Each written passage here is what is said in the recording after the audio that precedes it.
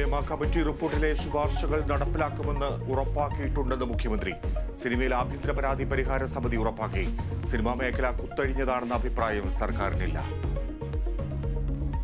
Justice Hema committee റിപ്പോർട്ടിലെ ശുപാർശകൾ അതീവ പ്രാധാന്യം നൽകി നടപ്പിലാക്കാനാണ് സർക്കാർ ശ്രമിച്ചത്.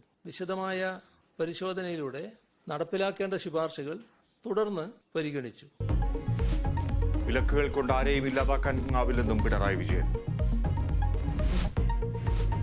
ഹേമ കമ്മിറ്റി റിപ്പോർട്ട് പൊതുമധ്യത്തിൽ ചർച്ച ചെയ്യേണ്ടി വന്നത് നാണക്കേടെന്ന് ഗവർണർ.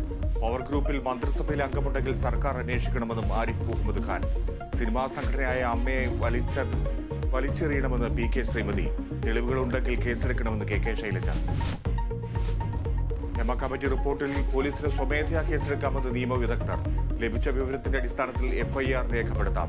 നിയമപരമായി പരിശോധിക്കാമെന്ന് മന്ത്രി സജി ചെറിയാൻ. നവംബറിലെ ചലച്ചിത്ര കോൺക്ലേവ് നിയന്ത്രിക്കുന്നത് 15-അംഗ പവർ ഗ്രൂപ്പെങ്കിൽ പ്രതിഷേധിക്കുമെന്ന് വിനയൻ.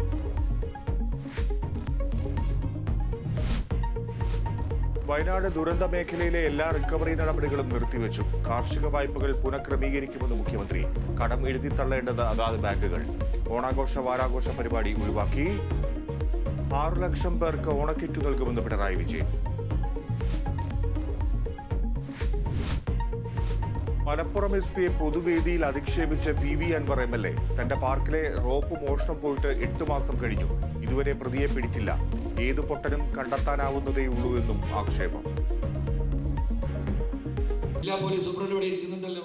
9 ലക്ഷം വില വരുന്ന റോപ്പ് വേക്ക് ഉപയോഗിച്ചിരുന്ന സ്റ്റീൽ കേബിൾ 2300 ചില കിലോ വെയിറ്റ്.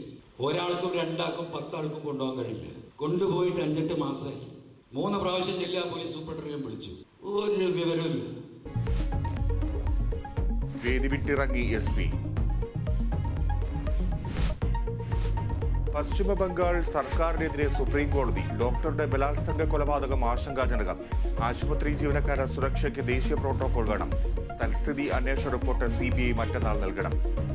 ബംഗാളിൽ ക്രമസമാധാന തകർച്ചയെന്ന് കേന്ദ്രം.